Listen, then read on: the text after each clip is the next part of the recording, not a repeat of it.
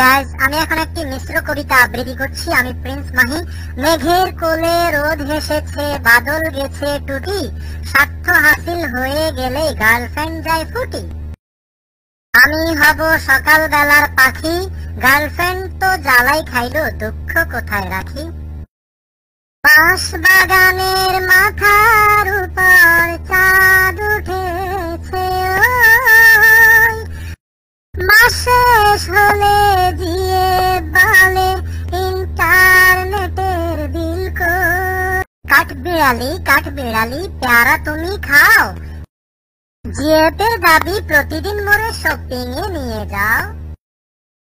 প্রেম করিয়া এই ভুবনে কেমনে মোরা চলি, জিয়েতের হাতে শপিং এর ব্যাগ আর মোদের পকেট খালি।